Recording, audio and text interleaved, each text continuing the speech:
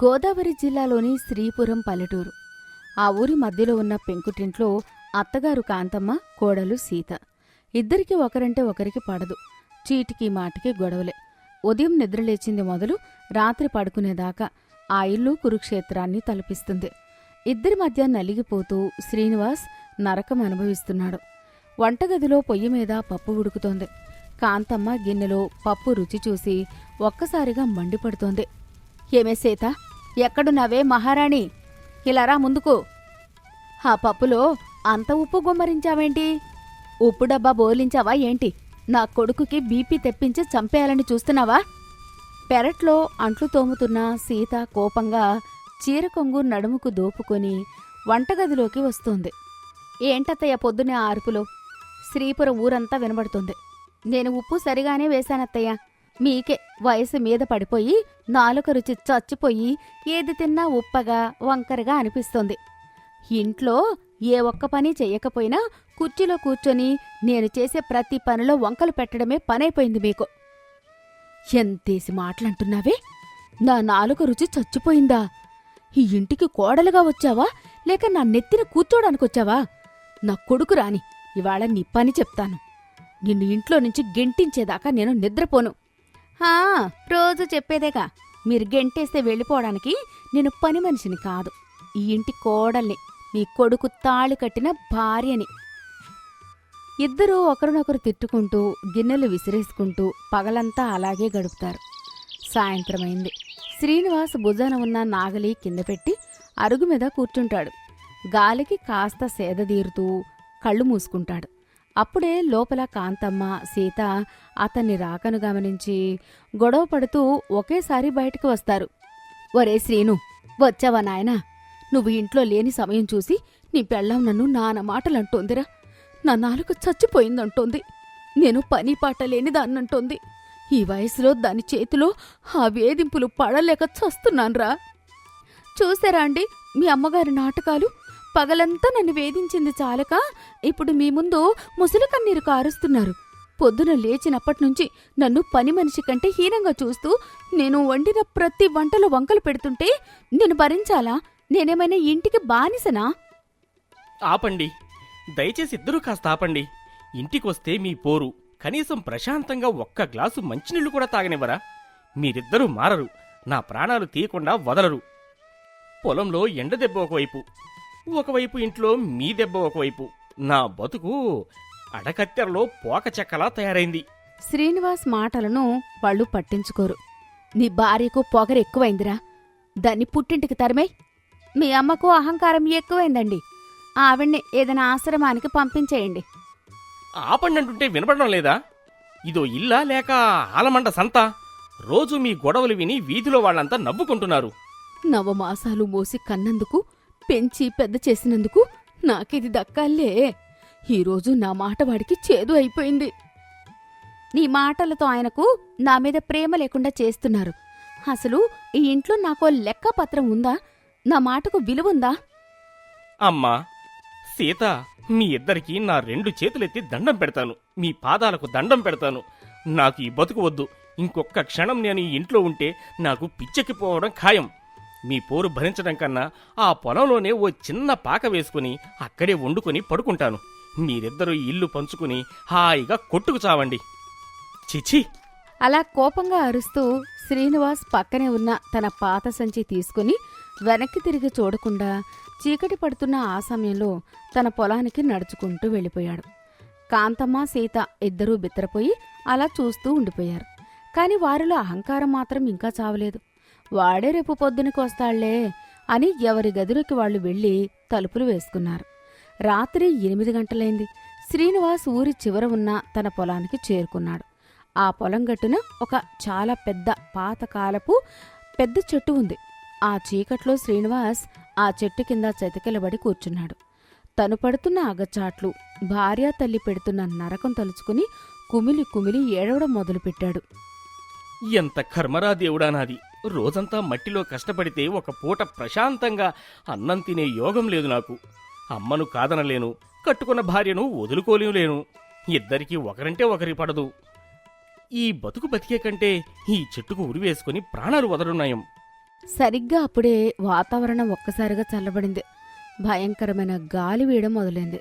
శ్రీనివాస్ కూర్చున్న ఆ పెద్ద చెట్టుపైనే నివాసం ఉంటున్న 2 దెయ్యాలు శ్రీనివాస్ ఏడుపు విని ఆ చెట్టుపైనుంచి నెమ్మదిగా శ్రీనివాస్ ముందుకు దిగాయి. అందులో భద్రమ్మ ముసలి దెయ్యం. ఏడుస్తున్నావా నాయనా? మా చెట్టు కింద కూర్చొని అంతలా ఎందుకు బాధపడుతున్నావు బాబూ? శ్రీనివాస్ ఉలిక్కిపడి తన తలపైకెత్తి చూశాడు. గాల్లో తేలుతున్న ఆ దయ్యాలను చూడగానే శ్రీనివాస్ గుండె ఆగిపోయినంత పనైంది. ఆ? ఆ? అమ్మ బాబాయ్, దెయ్యాలు! నన్ను తినేయకండి. నాకు పెళ్ళయింది, ఒక ముసలి తల్లి ఉంది. దయచేసి నన్ను వదిలేయండి. భయపడకన్నయ్యా, మేము ఈ చెట్టు మీదే ఉండే దెయ్యాలమే, కానీ మనుషుల్లాగా క్రూరమైన వాళ్ళం కాదు. మమ్మల్ని చూసి భయపడవద్దు. నువ్వు చెట్టు కిందే కూర్చుని ఏడుస్తుంటే నీ బాధ ఏంటో అడుగుదామని కిందకి దిగి వచ్చాము. నీ సమస్య ఏంటి అన్నయ్యా? శ్రీనివాస్ కాస్త ధైర్యం తెచ్చుకుని, ఆ, ఆ, ఆ, నా బాధ ఒకటే దెయ్యం చెల్లిగారు. నా ఇంట్లో నా తల్లి, నా భార్య ఇద్దరు క్షణం కూడా గొడవ పడకుండా ఉండలేరు. వాళ్ల పోరు పడలేక ఈ పొలంలోకొచ్చి ఈ చెట్టు కింద ప్రాణాలు విడుద్దామని వచ్చాను. అయ్యో, మీ ఇంట్లో కూడా అత్తా కోడళ్ల పోరేనా? మా కథ కూడా అదే నాయనా. 50 ఏళ్ల క్రితం మేము కూడా మీ శ్రీపురం ఊళ్ళోనే ఉండేవాళ్ళం. నేను అత్తను, ఇది నా కోడలు. శ్రీనివాస్ ఆశ్చర్యంగా, ఆ, మీరు కూడా అత్తాకోడళ్ళా? మరి ఈ చెట్టు మీద దెయ్యాలుగా ఎందుకు మారారు? చెబుతాను విను అన్నయ్యా. బతికున్నప్పుడు మేము కూడా మీ అమ్మ మీ ఆవిడలాగానే ఒకరంటే ఒకరం పడకుండా పంతాలకు పోయేవాళ్ళం. ఇంట్లో రోజూ కురుక్షేత్రమే. ఒకరోజు మేము వంటగదిలో కూరలో ఉప్పు కోసం జుట్లు పట్టుకుని కొట్టుకుంటూ ఉండగా పొయ్యిలో నుంచి మంటలు ఎగసి ఇల్లంతా అంటుకుంది. అవును బాబూ, మంటలు ఇల్లంతా వ్యాపిస్తున్నా పంతం కొద్దీ ఒకరికి ఒకరం సాయం చేసుకోలేదు. నువ్వు చస్తే నేను బతుకుతాను అనుకున్నాం. ఆ అహంకారం, ఆ పంతం వల్ల ఇద్దరం ఆ మంటల్లో కాలి బూడిదైపోయాం. చనిపోయాక కానీ మాకు బుద్ధి రాలేదు. ఇప్పుడు ఏ గతి లేక ఇలా దెయ్యాలుగా మారి ఈ చెట్టుపైన తలదాచుకున్నాం. ఆ దెయ్యాల కథ విని శ్రీనివాస్కు జాలి వేసింది. తన భార్య, తల్లి పరిస్థితి కూడా రేపు ఇలాగే అవుతుందేమో అని భయమేసింది. శ్రీనివాస్ బాధను, అతని పరిస్థితిని చూసి ఆ 2 దెయ్యాల మనసు కరిగిపోయింది. బతుకున్నప్పుడు తాము చేసిన తప్పును ఇప్పుడు శ్రీనివాస్ భార్య, తల్లి చేయకూడదని అవి నిర్ణయించుకున్నాయి. వాళ్లను ఎలాగైనా కలపాలని ఒక పథకం వేశాయి. అన్నయ్య, నీ బాధ మాకు అర్థమైంది. అత్తాకోడళ్ళు కలిసి ఉంటేనే ఇల్లు స్వర్గం. వాళ్లలో ఉన్న ఆ పంతం, అహంకారం పోవాలంటే మాటలు సరిపోవు, భయం కావాలి.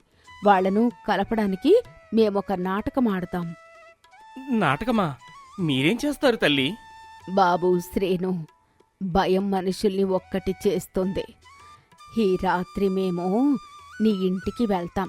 ఆ దయ్యాల ట్రీట్మెంటుతో ఒక్క రాత్రిలో వాళ్ళ బుద్ధి దారికి వస్తుంది చూడు. ఆహా, అంతకన్నా కావాల్సింది ఏముంది తల్లి? నా భార్యను, అమ్మను మీరే కలపాలి. వాళ్ల ప్రాణాలకు ఎలాంటి ప్రమాదం లేకుండా వాళ్ల అహంకారాన్ని దించండి చాలు. నువ్వు నిశ్చింతంగా ఇక్కడే ఈ చెట్టు కిందే పడుకో అన్నయ్య. రేపు ఉదయం కల్లా నీ ఇల్లు నందనవందంగా మారుతుంది. పదండి అత్తయ్య, మనం ఆ శ్రీపురం పెంకుటింటికి వెళ్ళి వద్దాం అని చెప్తూ ఆ 2 దెయ్యాలు గాల్లోకి ఎగిరి శ్రీనివాస్ ఇంటి వైపు బయలుదేరాయి. అర్ధరాత్రి 12 గంటలైంది.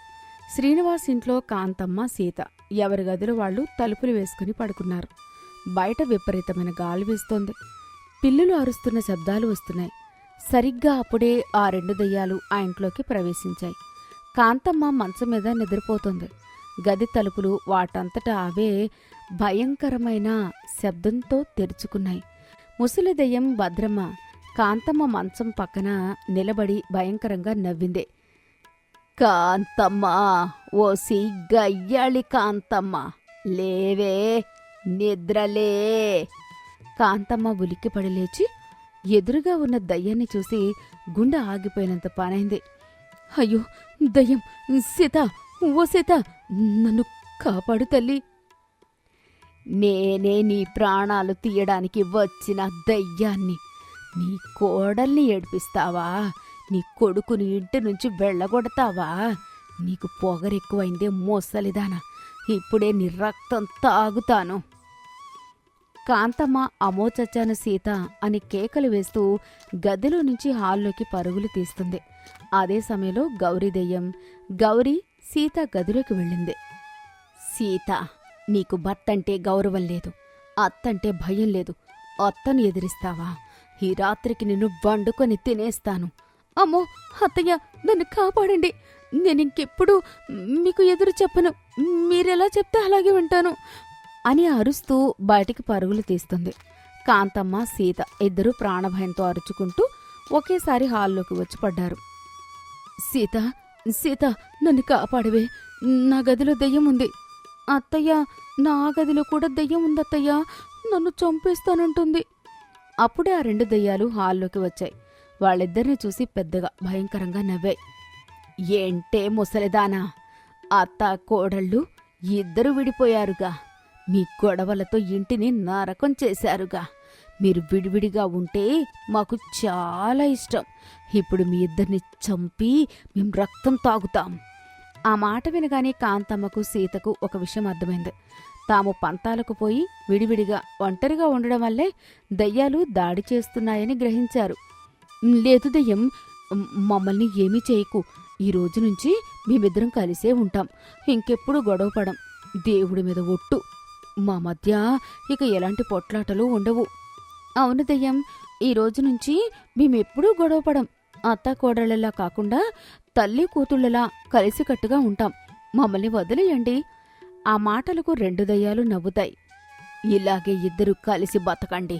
మళ్ళీ ఏ రోజైనా గొడవ పడ్డారో ఈసారి నేరుగా వచ్చి మీ ప్రాణాలు తీసుకెళ్తాం.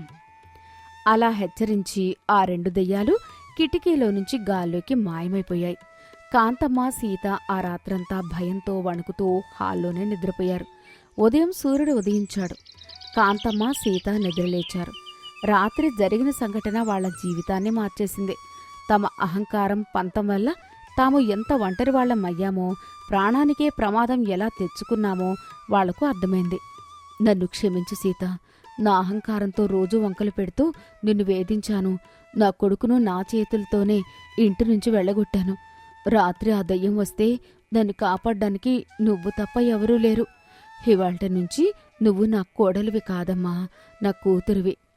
లేదత్తయ్యా, తప్పు నాది కూడా ఉంది. మీ వయస్సును మీ కష్టాన్ని గౌరవించకుండా పంతాలకు పోయి ఎదురు సమాధానాలు చెప్పాను. నేనే కాస్త తగ్గి సర్దుకుపోవాల్సిందే. ఈ ఇల్లు మీది, ఈ ఇంటికి యజమానురాలు మీరే. ఇకపై మిమ్మల్ని నా కన్న తల్లిలా పూజించుకుంటానత్తయ్యా.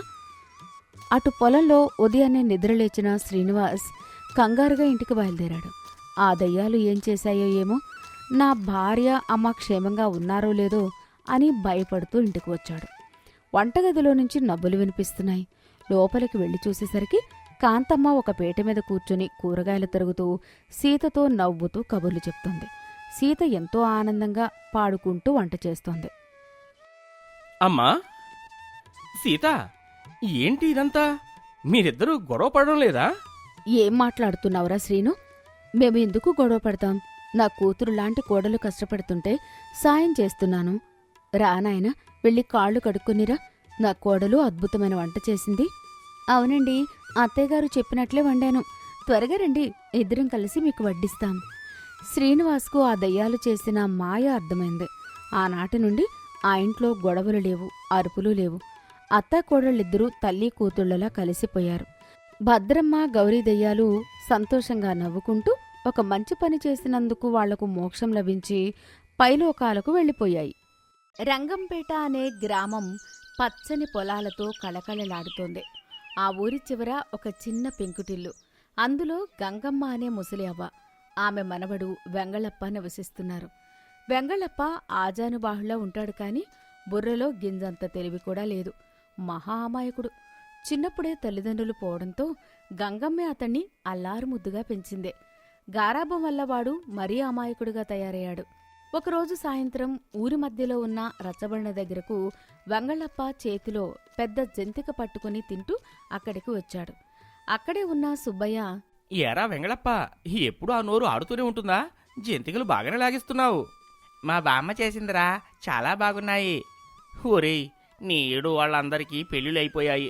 మొన్న నా పెళ్ళి అయింది, నిన్న సుబ్బయ్య పెళ్ళి అయింది. నువ్వు మాత్రం ఇంకా జంతికలు తింటూ చిన్నపిల్లాడిలా తిరుగుతున్నావు. నాకు కూడా పెళ్లి చేసుకోవాలని ఉందిరా, కానీ మా బామ్మే చేయడం లేదు. నీకు పెళ్ళా? నీకెవడరా పిల్లనిచ్చేది? అసలు నువ్వు పెళ్ళికి పనికి వస్తావా? ఒరే వెంగళప్ప, పెళ్ళి అంటే జంతికలు తినడం కాదురా, సంసారం చేయడం. నీకు ఆ తెలివి లేదులే. వెళ్ళి ఆవులను మేపుకో. నువ్వు తినడానికి తప్ప దేనికి పనికిరావు. స్నేహితులంతా గట్టిగా నవ్వారు. వెంగళప్పకు ఆ మాటలకు జంతిక తినడం ఆపేసి కోపంతో అక్కడి నుండి విసురుగా ఇంటికి వచ్చి ముఖం మార్చుకుని అరుగు మీద కూర్చున్నాడు. ఏరా వెంగళప్ప, పొలం పనులయ్యాయా? ఎడ్లకు గడ్డి వేశావా? అలా ముఖం వేలాడేసుకుని కూర్చున్నావేంటి? పో బామ్మ, నేను నీతో మాట్లాడను. అయ్యో, ఏమైందిరా నాన్నా? ఎవరైనా ఏమన్నా అన్నారా? ఎవ్వరు ఏమీ అనలేదు, కానీ ఆ పక్కింటి సుబ్బయ్య గారికి పెళ్ళయింది. మొన్న ఆ ఎదురింటి ఎల్లయ్య గారికి పెళ్ళయింది.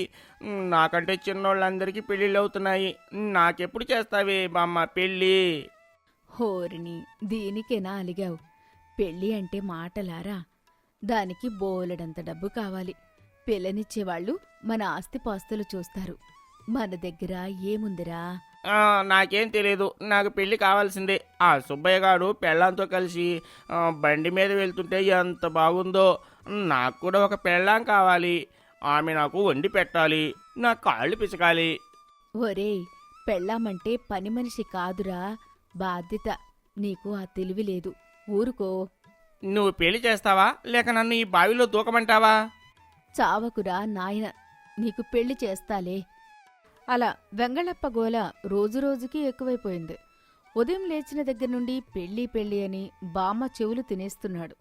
గంగమ్మకు ఒక ఉపాయం తట్టింది. వాడికి ఏదో ఒక కఠినమైన పని చెప్తే అది చెయ్యలేక పెళ్లి గొడవ మర్చిపోతాడని ఆమె ఆలోచన. ఒరే వెంగళప్ప, ఇటురా. ఏంటి బామ్మ, పెళ్లి ముహూర్తం పెట్టావా? అవునురా, అయ్యవారు వచ్చారు. కాని ఆయన ఒక మాట చెప్పారు. పెళ్లి కొడుకు స్వయంగా కష్టపడి సంపాదించిన డబ్బుతో తాళిబొట్టు కొనాలట. అప్పుడే పెళ్లి జరుగుతుందట. అంతేనా? ఎంత కావాలి చెప్పు బామ్మ, ఇప్పుడే తెస్తాను. ఎక్కువ అక్కర్లేదురా, 1 పైసా సంపాదించుకురా. ఓ సింతేనా? 1 పైసా కదా, ఇప్పుడే వెళ్తాను. సాయంత్రానికి తెస్తాను. అప్పుడు పెళ్లి చేయాల్సిందే బామ్మ నువ్వు నాకు. వెంగళప్ప ఉత్సాహంగా ఊర్లోకి వెళ్ళాడు. కాని అమాయకుడైన వెంగళప్పకు పనెవరిస్తారు? వెంగళప్ప ఊరంతా తిరిగాడు. ఆ ఊరి సావుకారు దగ్గరికి వెళ్ళి, అయ్యా, నాకేదైనా పని ఇవ్వండి, 1 పైసా కూలి ఇవ్వండి. నీకా? నువ్వు పని చేయడం కంటే పాడు చేయడమే ఎక్కువ. మొన్న నా తోటలో కలుపు తీయమంటే కూరగాయల మొక్కలు పీకేశావు. పో అవతలికి. వెంగళప్ప నిరాశపడ్డాడు. మధ్యాహ్నమైంది. ఎండ మండిపోతోంది. ఆకలి వేస్తోంది. కాని ఇంటికి వెళ్తే బామ్మ పెళ్లి చేయదని భయం. చివరికి ఊరి చివర రైస్ మిల్లు దగ్గరికి వెళ్ళాడు. అక్కడ బస్తాలు మోసే పని ఉంది. యారా, బస్తాలు మోస్తావా? ఒక్కో బస్తాకి దమ్మిడి ఇస్తా. నాకు దమ్మిడి వద్దు సామి, ఒకేసారి 1 పైసా ఇచ్చేయండి. ఎన్ని బస్తాలు మోయాలో చెప్పండి. అయితే అక్కడి ఉన్న 50 బస్తాలు గోడౌన్లో వేయాలి. వేస్తావా? వెంగళప్ప వెనకాడలేదు.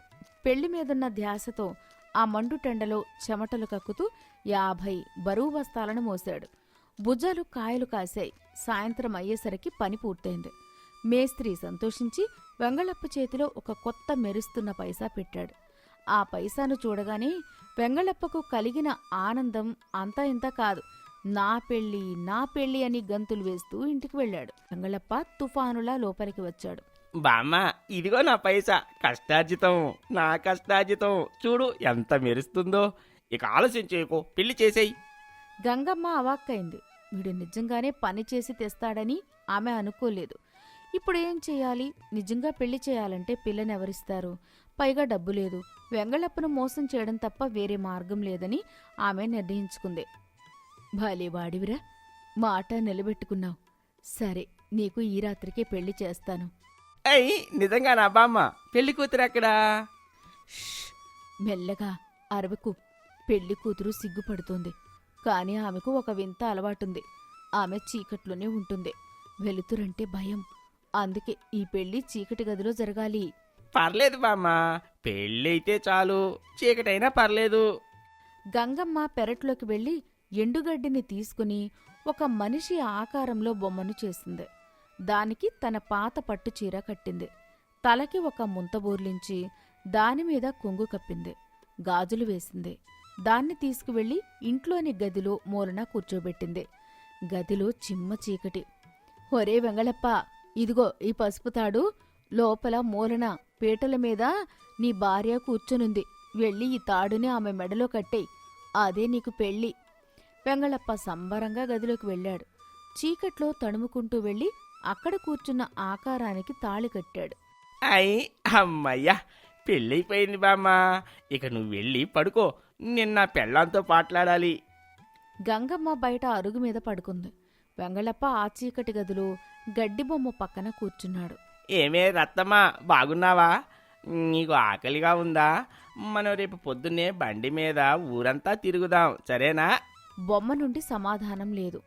ఏంటి మాట్లాడవు, చిక్కుపడుతున్నావా? పర్లేదులే, కొత్త కదా. కాసేపు గడిచింది. వెంగళప్ప ఎన్ని కబుర్లు చెప్పినా రత్తమ్మ బొమ్మ ఉలుకు పలుకు లేదు. ఏమే, నేనంత కష్టపడి బస్తాలు మోసి పైసా తెచ్చి నిన్ను పెళ్లి చేసుకుంటే కనీసం నాతో మాట్లాడవా? అయినా ఉలుకు పలుకు లేదు. మాట్లాడవేంటి? చెవిటిదానవా లేక మూగదానవా? బామ్మేమో నువ్వు అందగత్తవి అంది, కనీసం ముఖమైనా చూపించు అని వెంగళప్ప తనను లెక్క చేయడం లేదని కోపం వచ్చింది. అంత పొగరా నీకు? మొగుడినే ఎదిరిస్తావా? వెంగళప్ప దెబ్బలు కొట్టి అలసిపోయిన తర్వాత బయటకు వచ్చి బామ్మ పక్కన పడుకుని నిద్రపోయాడు. గంగమ్మ లోపల జరిగిన గొడవ వింది, కాని నిద్ర నటించింది. తెల్లవారుజామునే లేచి గదిలో ఉన్న గడ్డిని చీరను తీసి ఏమీ లేకుండా శుభ్రం చేసేసింది. ఉదయం వెంగళప్ప లేచాడు. కోపం తగ్గిపోయింది. భార్య గుర్తొచ్చింది. బామ్మ, నా పెళ్ళాం ఎక్కడా? లేచిందా? ఒరే పాపిష్టి వెదవా, రాత్రి ఏం చేశావురా? ఆ పిల్ల ఏడ్చుకుంటూ వెళ్ళిపోయింది. అయ్యో, వెళ్ళిపోయిందా? ఎక్కడికి? నువ్వు రాత్రి కొట్టావు కదా, పాపం అది అలిగి వాళ్ళ పుట్టింటికి వెళ్ళిపోయింది. నా మొగుడు నన్ను కొట్టాడు, నాకు వద్ది కాపురమని ఏడ్చింది.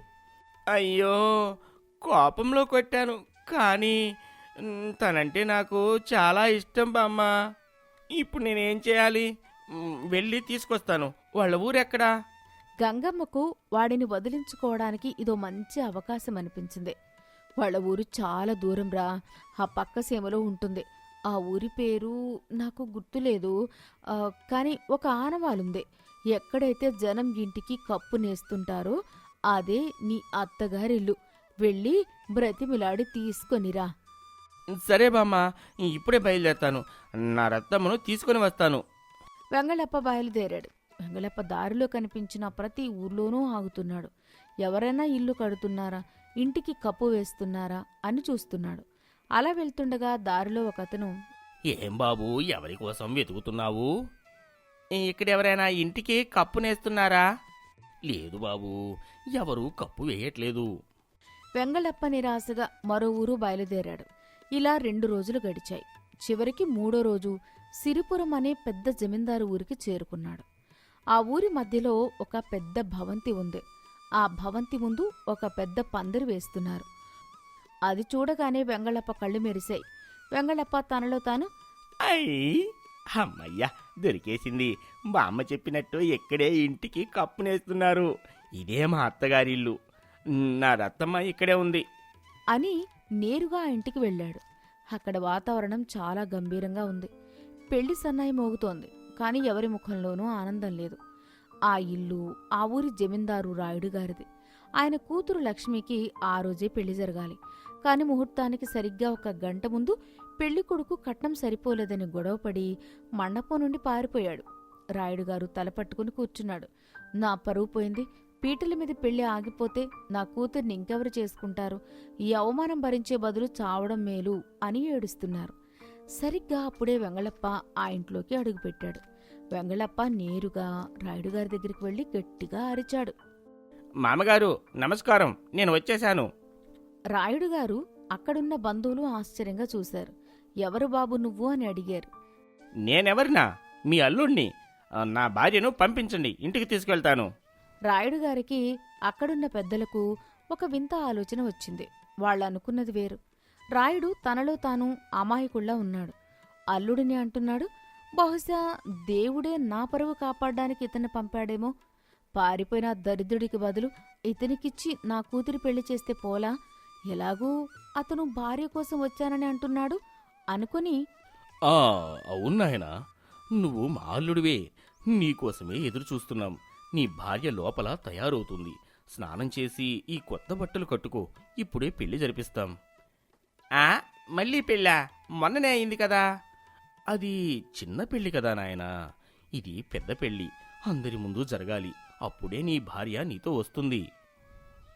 ఓహో, అదా సంగతి. సరే అయితే, మా బామ్మ కూడా చెప్పింది, గడ్డి రత్తమ్మకు వెలుతురంటే భయం అని. అందుకే ఇప్పుడు అందరి ముందు పెళ్లి చేస్తున్నారా? సరే సరే. వెంగళప్పకు రాజభోగాలు దక్కే. పీటల మీద కూర్చోబెట్టారు. జమీందారు గారి కూతురు లక్ష్మిని తీసుకొచ్చారు. లక్ష్మి చాలా అందంగా ఉంది. బాజా భజంత్రీల మధ్య వేదమంత్రాల సాక్షిగా వెంగళప్పతో లక్ష్మి పెళ్లి వైభవంగా జరిగింది. పెళ్లి అయిన తర్వాత రాయుడుగారు వెంగళప్పకు పసుపు కుంకుమతో పాటు బోలెడంత కట్నం, పట్టుచీరలు, వెండి సామాన్లు, బియ్యం బస్తాలు, ఒక ఎడ్లబండి, 2 పాడి ఆవులు, ఇలా ఎంతో సామాను బండికి ఎక్కించారు. అల్లుడుగారు, మా అమ్మాయిని జాగ్రత్తగా చూసుకోండి, ఎప్పుడూ కొట్టకండి. అయ్యో మామగారు, ఆ రోజు ఏదో చీకట్లో తెలియక కొట్టాను. ఇక ఎప్పుడూ కొట్టను, పువ్వులే పెట్టి చూసుకుంటాను. రాయుడుగారు సంతోషించి కూతురిని అల్లుణ్ణి సాగనంపారు. లక్ష్మి కూడా వెంగళప్ప అమాయకత్వాన్ని, మంచితనాన్ని అర్థం చేసుకుంది. మోసగాడైన మొదటి పెళ్లి కొడుకు కంటే ఈ అమాయకుడే నయం అనుకుంది. సాయంత్రం వేళకు ఎడ్లబండి రంగంపేట చేరింది. గంగమ్మ ఇంటి బయట కూర్చుని ఉంది. అయ్యో, నా మనవడెక్కడికి పోయాడో, 3 రోజులైంది ఆ గడ్డి బొమ్మ కోసం వెళ్ళి అడవుల్లో తప్పిపోయాడేమో అని ఏడుస్తోంది. అంతలో బామ్మా, ఓ బామ్మా అని వెంగళప్ప పిలుపు వినిపించింది. గంగమ్మ కళ్ళు నులుముకొని చూసింది. ఇంటి ముందు ఒక పెద్ద ఎడ్లబండి ఆగింది. అందులో నుండి పట్టుదలతో రాకుమారుళ్ల వెంగళప్ప దిగాడు. అతని వెనుక మహాలక్ష్మి లాంటి అమ్మాయి ఒంటి నిండా నగలతో దిగింది. బండి నిండా సామాన్లు ఉన్నాయి. గంగమ్మకు గుండె ఆగినంత పనైంది. ఒరే, ఎవర్రా నువ్వు? నిజంగా నా మనవడివేనా? ఈ అమ్మాయి ఎవరు? నేనే బామ్మ, నీ మనవడిని. ఇదిగో నీ మనవరాలు రత్తమ్మ. కాదు కాదు, లక్ష్మి అట. నువ్వు చెప్పినట్టే కప్పునేసే ఇంటికి వెళ్ళాను. అక్కడ మామగారు మళ్ళీ పెళ్లి చేసి ఇంత సామాను ఇచ్చి పంపించారు. చూసావా, నువ్వు నన్ను నమ్మలేదు. లక్ష్మి వచ్చి గంగమ్మ కాళ్లకు నమస్కరించింది. జరిగిన విషయం లక్ష్మి గంగమ్మకు వివరించింది. ఒరే వెంగళప్ప, నీ అమాయకత్వమే నిన్ను కాపాడిందిరా. భగవంతుడు అమాయకులకు అండగా ఉంటాడంటారు. అది నీ విషయంలో నిజమైంది అని ఇద్దరినీ ఆశీర్వదించింది. అప్పటి నుండి వెంగళప్ప, లక్ష్మి, బామ్మ సుఖంగా సంతోషంగా జీవించారు. చూశారా అండి మా వెంగళప్ప పెళ్లి?